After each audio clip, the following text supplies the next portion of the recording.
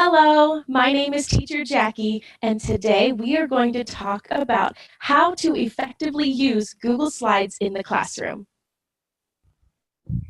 All right, and huge disclaimer because it is a really big deal in this group especially. This is an unofficial discussion. I'm just a teacher, just wanting to talk to other teachers, and anything I say, take it with a grain of salt. It's what I do. It's not necessarily right. It's not necessarily wrong. It's just what I do.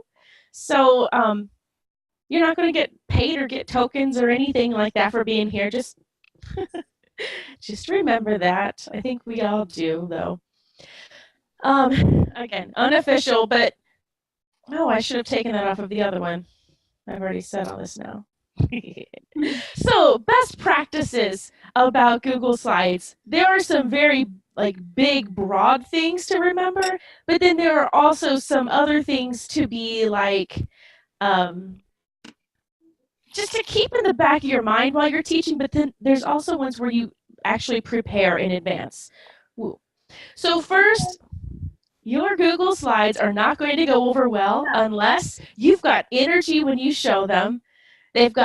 You've got some excitement about them. Like if it's a funny thing, it's like you can't just hold it up like that. Like if it's funny, hold it up, do your mini camera, whatever, hold it up and be like, oh my gosh, and like laugh and be excited with them. And that gets them engaged and going along with the lesson. And remember, they are only tools. I think it was Lucy that posted the other day that I had all of my Google Slides pulled up from my class and I didn't use one. That's okay. That is really okay because they are only tools. If your class is going great without them, keep going. It's going great. But then there are times where like, oh, they are just staring at me. I need something else here because they're not getting it, or I don't know what else to do because they're just staring at me. So that's when I bring up Google Slides. I also use them in the song lessons as I laugh with Dinah in the slides group about this, as little videos, like literal music videos for these songs at the beginning of class. So there are different ways to use them, and but just the big thing is be excited and remember that they're only a tool.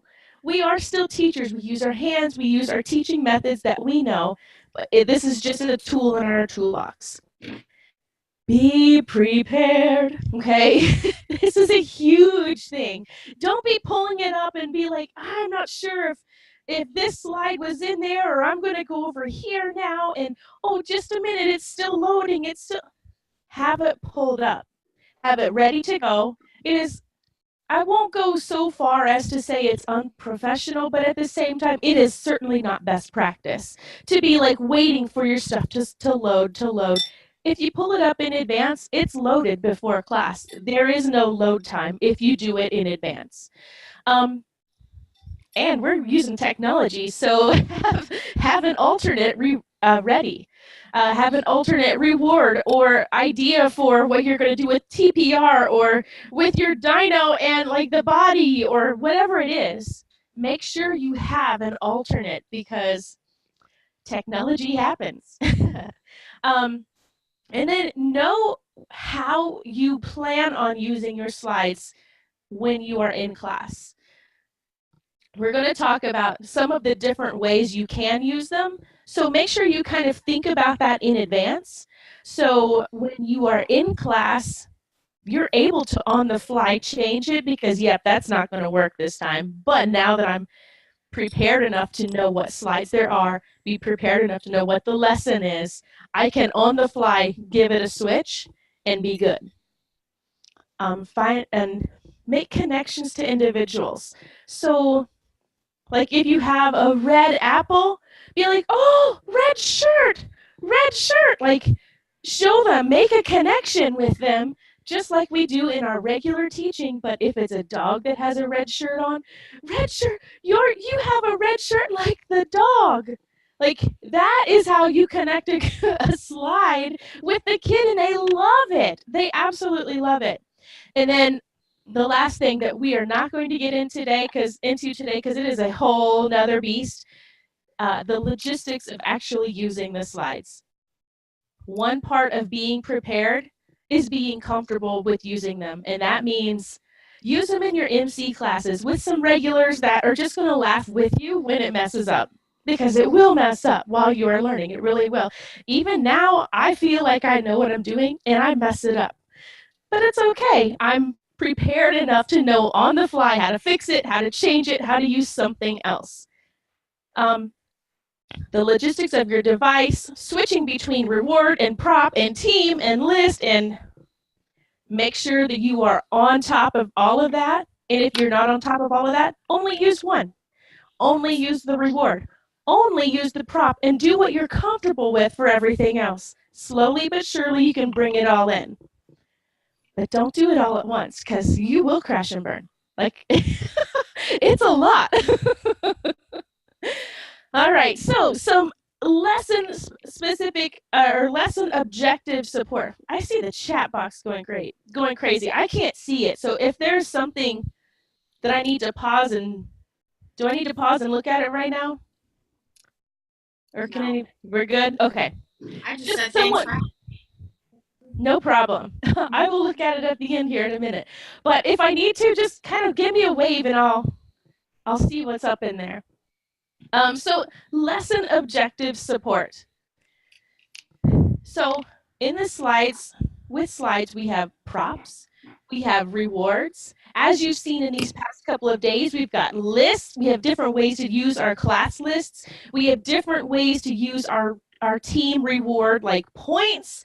Like, they're just constantly developing and becoming better and better as we talk as a group and learn and get ideas. Okay, so this is why it's important to talk to each other and like think about all of this stuff, because I get my best ideas when I'm listening to somebody else talk about what they do.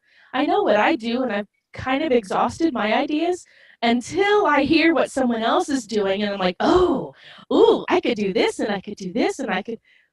So let's keep this discussion going. And if they've mastered a concept, you don't need to show it to them. Just because you have it doesn't mean you have to show it. If they've got it, good, move on. Use the extra time to do extension or something that they're not really on top of yet. All right, now to the nitty gritty of why we are here. When do you use a slide? I've got some ways. First, to isolate vocabulary. This one is not even in a slide. I just made this one up, but tongue. Why do we have tongues? That is the actual title. That is the title of one of the science lessons, one of the Y lessons. Well, if you don't even know the word tongue, how are you going to get anything? I'm personally going to get stuck on that one word, and I'm not going to understand anything because I don't feel like I understand what the concept is, what we're talking about at all. So throw up a tongue. Stick out your tongue. Yeah, there's different ways to TPR this one to death. But, tongue, done. Simplify what's on the screen. Okay, there's different ways to do this too. So if it's a sentence, maybe it's just one word at a time that flies in. Eventually you can make your own. We're going to get there together, I promise. Pre-teach vocabulary before saying the sentence. I think I have, swash. This is not just one of those words in a song. This is in the Jungle Boogie song lesson. The song moves, and this word swash is not just one of those you can skim over, because in the lesson slides, they use it as one of the vocabs. What? So, swash. Here is my version of swash. Swash is not an important English word. So this is what I think swashing is. Swishing, washing, whatever. Swash. Now they have an idea of what's happening. Fill in the blanks. to fill in the blanks, you can I have for breakfast. You can put this up and have them say bread or fruit or game changer. What do you like for breakfast? You tell me. That way they have the sentence up on the screen and all they have to think about is what the one word that they're going to put in there. And then explain and model difficult concepts. I can't even tell you what I would do if I didn't have slides for the why lessons. I don't know how to tell them something is salty. Yeah, I can hold up salt. I can like taste it even and make a face. But, there's just different. Oh, there's bread that flew in there. The shadow lesson. How do we know that shadows in the sun moves and the shadows change and stuff? Well, this is like, oh yeah, I understand what she's saying now. Duh, I understand this concept in Chinese, but I didn't have a clue what you were saying in English. Now I do. All right, so I am going to pause. Go back to this. I'm going to pause here. How else do you use slides? I use slides a lot to clarify what's on the screen.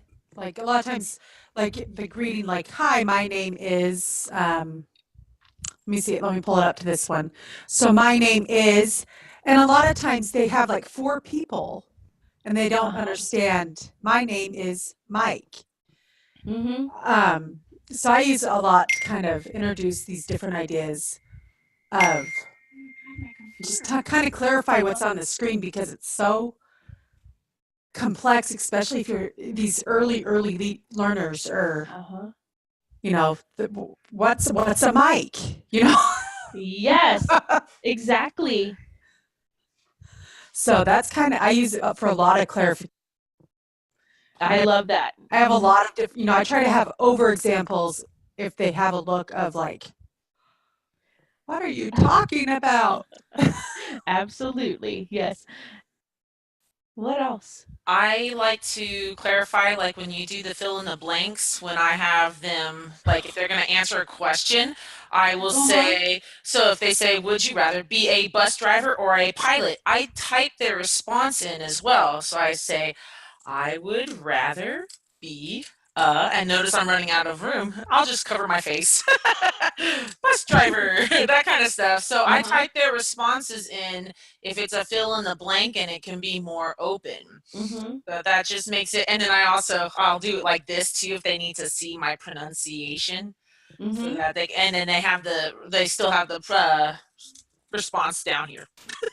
Yes. So that's how I personally use slides. Is like if they're applying a full sentence, I will let them know what the full sentence is visually, as well as correct anything that they might need. That's awesome. I don't use it. I don't use it. So that's why I'm here. Because I want to learn. Jackie, I want to clarify too. I'm not arguing with slides. I'm saying you can use them in conjunction with other things. Oh, yeah. I have a tendency, and I know there's others. I love Build-A-Bear. I love the realia, showing those, those animals and showing those things. But with the instance of the tongue, especially, it is helpful to have a different tongue than your own tongue. And I can't do that with my realia. I can't do that with my own tongue. I only have one. Look at all these tongues that are coming up right now. That's hilarious. But you have to use what's comfortable for you. And the more examples that you can give to them, the better off you're going to be. So when I first started using Google Slides, I'm kind of an all or nothing person. And I have a lot of trouble doing a little bit of this and a little bit of that sometimes. And so I was all in, and I'm like, I can't do this. It's not my personality. I can't do this. Jackie and I talked through it, and she's like, well, just use them for rewards or just use them for examples. I pick and choose my slides because I talk so much, because I want them to talk so much. I can only usually get in 2 or 3 slides per lesson, and that's okay for me because that's what I'm comfortable with. So I'm not saying don't use the slides. I'm saying don't give up what you know to to go whole hog into something like I did. Learn from my complete failure at Google Slides. and and I had to scale back. It's a learning experience for sure. But I just wanted to make sure you didn't think that I was, um, arguing or trying to say don't use slides. I'm saying use them, start small, use them in conjunction with what you already do and what you already know, and you can totally build on. Um, I'm a work in progress, as Jackie will tell you. Oh yeah, I use Realia. The lesson I taught the other day was head, shoulders, knees, and toes. I showed them the video, my music video, to start the lesson. I touched it 0 times after that.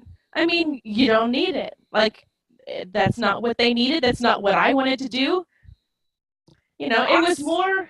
Yeah, I have that lesson coming up tomorrow, and I listened to the music. I was like, first off, the guy's range is way out of their range. He's way too low. We're not getting into them. Yeah, but second, I think that having the slides and me singing the song myself will actually benefit them more. So, yeah, so I mean, just like we use the slides with whatever we're comfortable with, we also use the VIP kid slides however we're comfortable too. Right. Right, like the pancake lesson, I made pancakes. I had a bowl and I had an egg. I was making the pancakes. Did I have a full-on slide ready to go? Yeah. I still full-on made the pancakes and then showed a plate of them at the end. Like, it's what you want. It's what you want to do, what you're comfortable doing, what you're willing to do. Like, it's all of that thrown in together and what they need. So, I mean, I have slides for every lesson. I have more than enough slides than what I think I'm going to need. I don't think I have ever used every slide. I mean, I don't want to say that. Maybe I have, but I rarely I rarely use every single slide that I have ready to use, just because they don't need it. I think the other thing it does, Jackie, is it allows, and Jen too, is when you're using a variety of different things, it's reaching more students. One student picks up on the complex issue when they see the slide, when the other one doesn't see it until you're actually mixing up the pancakes. They're like, oh. So I think the more ways that we're showing it, it's actually hitting more people than if we're just showing just the Realia or just the Google Slides. If we combine them both, we're really hitting a much larger target. Yeah, and it'll take a minute for you to find your middle ground. You will be no Google Slides at all. Then you will be Jennifer with I'm going all in, and then it'll be like, ooh, neither one worked for me. But you'll eventually find your happy middle of what you're comfortable doing, and you'll just kind of go back and forth a little bit in that happy middle. All right, anything else about this part? All right, so we've seen and bread flies. All right. So we also have a whole bunch of slides at our fingertips for grammar, pronunciation, and phonics. So these are just a few slides that I have taken out of different things. The top 2 for grammar practice and pronunciation practice, I pulled out of the slide builder in the big slides group. Obviously, it's, I run, you run. Sometimes they don't even know he, she, it, right? So you have to, if you're doing I wear this and he wears that, well, they don't know why they're doing wear and wears. They don't get that. So maybe you have to do something that shows I wear, you wear, we wear, they wear. He, she, it wears, There are slides already made that are like that. You may have to change the verb. Yes. How do you split screen this? How do you put this up there while you're teaching? Because you can't put it into the slides, correct? You cannot put it in the VIP kid slides, but you can put them in your Google slides. But how does it show in your Google slides? I think what you're asking is if like how do you combine it? Like what she's doing? Like this, Yeah. where you have a picture and then your slide. Exactly. I do mine through ManyCam, and then I do like a screen selector that selects the slide off to the side for me. And then I can you know what? Like there are 16,000 people in the big slides group, and 3/4 of them do not use webcam software. Yeah. 3/4 of them use like their device. They'll hold up their device. Okay. Yeah. I thought about starting that way until I got good at it. Because when I tried ManyCam when I first started, and I was afraid I was going to get a teacher IT, I probably would have, because it wouldn't work. I think we all do when we start with ManyCam. And I was too new, so yeah. I used my phone forever. Just hold it up and show, and then pull it back. Yeah, because I'm afraid I'm going to drop it. That's my next thing. I'm going to be like, oh yeah, and you will. Oh, excuse me. Yeah, and you will. Yes, you will. You will, and then you just all laugh. There are some cool little things you can get, like a pop socket on the back. I don't have my phone in here, but it's like this little circle thing. You just hold it. That's good for a phone. I've got it on my Meg. Yep. Oh, you have a pop socket on your Meg. Yeah, well, so I don't drop it, because she made it out of clay. My daughter made it for me for Christmas. I probably go, ah, and then break it, so. Yes, well, you've got it. You know what to do. I mean, there's different things you can buy for your devices so you can hold them better. Okay. All right, so we have all of these different, we have rewards. We have grammar and phonics rewards. What? Yeah, so like this MN, let me get my pointer out. This MN is, okay, what's this? Is it a sound or a n sound? And you click on or depending on what they say, and they get either a try again or a great job. There are phonics and grammar rewards out there in the Big Slides group. Just type in phonics or grammar and search for it. All right, this is my favorite part. So using them in the lesson, yeah, there's different ways to do it, but my favorite way to use slides is to extend. So slides to extend, in my opinion, increases the output of their speaking and gets them talking more, gets them thinking, and gets them like wanting to say more. It's not like they're required to say a sentence, like a sentence frame that's given to them. They've got all these things, and they're like, it makes them want to speak more. And it gets them like, it gets them remembering. Yeah, like, what? It makes you a little, this is kind of weird. It makes you think. It makes you, they can count the fingers. How many do they have? They can count clear up to 25, not just to 10. Okay? Or even 30, like if you count the big hand. So there are so many ways to extend with slides, and that's what I love by doing this. So props and lesson-specific rewards are meaningful in the 25 minutes we have. So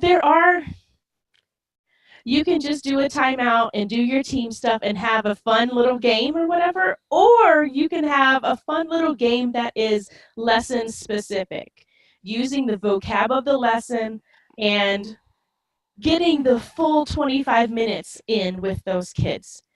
I will show you some of that as we in here in just a minute. So extension, as you know, it's new knowledge. It's not what's in the PowerPoint. It's not what they have practiced. It's not the vocab that they are supposed to already know. It's, stretching that rubber band of knowledge just a little bit more. So, like, how can you extend? I like to eat fruit. I like to eat bananas, or I like to run. What else do you like? I like to run. So many different ways to do that. It is green. This is in one of the color color slides, prop slides. So it is green. How can you extend on this? Who can tell me 2 things? Go.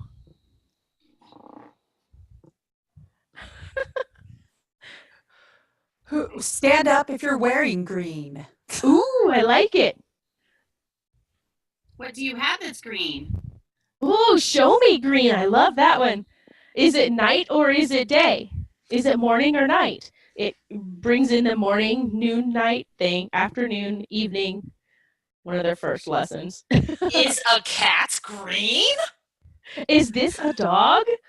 Like, just so many different things you can do with something simple like this. So there's so many ways to extend in the lesson props. I usually try to put something in that is easy to extend. So if the sentence structure is "it is green," the sentence frame is "it is green," I like to have some type of funny-ish picture in the slide to be able to easily ask a different question or make them say something else, or, to easily extend off of it. So there are so many rewards available to extend, like so many rewards. Color rewards, extend with new colors that aren't in the lesson. Animal rewards, make them say a new sentence or a new animal. So many things. This is a rabbit reward. It is all rabbits, and then they get this. What is this? So many different things. Just super simple. We're looking for cooks in this one. This is the sea salty lesson. We're looking how to put salt on the food. This is not a cook. So like these are just so many different things. What else? How could having a slide available be beneficial for extension? How else?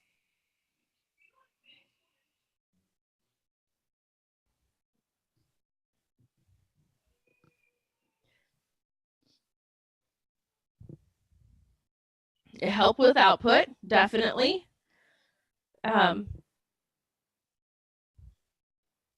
Those kids that say nothing to those ones that surprise you and know how to read everything before you even start. Oh crap, how am I going to fill 25 minutes? Yay, I have slides. I have done that a few times, especially last semester when we only had one class like once. Oh man, I had no idea what I was getting into every time, and some of those classes were good.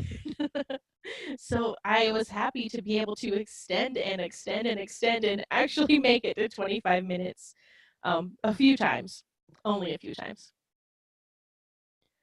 Now, just because we can extend doesn't mean we should. Skill reinforcement may be the only option for your group. They may be so low that introducing a different animal or a different color or something is too much. They're already at overload. So don't do it. You have to kind of judge how your group is taking it. You really do. Like you can do a whole bunch more, obviously, but should you? You have to kind of balance that out. I think All on right, that what else? side, you can use slides to simplify. Ooh, instead of yeah. extending, you can use it to simplify the sentence structure back. Mm-hmm. To just get them to Absolutely. get the word green. Yes, definitely. I think sometimes it makes things. Sorry. They're doing well. Watching basketball. Sometimes it makes things less scary. When you have a picture versus a word, the picture is going to be a whole lot less intimidating than yet another word to have. So I think those slides really help the lower level kids, the kids that don't have as much background knowledge, to give them a picture and put that in their little brains with the word. Mm-hmm. I agree with that. I haven't really thought about that before, how the picture is less scary than yet another word that they can't read. I mean, we try to diminish the incidental language, but it's still there. Oh, yeah. And Oh, I yeah. can only imagine with the experience of some of our rural kids or lack thereof. Wow, overwhelming. Yeah. I like it for the songs too because my movements may not jive with what they're hearing, which happens a lot. I have that karaoke, thank you, Jackie, you saved my life. I think we're teaching some of the same classes, so I'm just following along behind you. Oh. But like they see that movement just going there. And so for that song, it's easier for them to follow along. Uh-huh. The Even frog. yes, yeah. I don't know how to do a frog. Oh, I can Tiptoe. do that too. Tiptoe was one of mine the other day. And Yes. how do they can't see my feet, but they can see that picture doing that Yeah. and they get the idea, Mhm. So Yeah, head, shoulders, knees, and toes. I will show it to them that first time so they know like what I'm doing when I disappear. yeah. But, after that, they've got it. I don't need to use them. Yeah. All right. So, let's keep going here. Is there anything else about using slides? All right. So, I'm going to Oh, I yes. have a question. So you made me that cute little chart that had the teams Uh-huh. for me with um the cute little star that Yep, the sparkled. class list. Yep. Yes. So do you add the star right in class for them to see? And if you do, how do you do it fast enough so I don't look like a dork going copy, click, paste, and then I'm like, I'm all Yeah. do I need to practice more and not and maybe do it after class and just hold up a Yes. Yes. like one of these and say, you get a star. Oh, right here I am. You get a star. That instead? Yes, to all of Ideas? that. I Whatever don't you're know. comfortable with.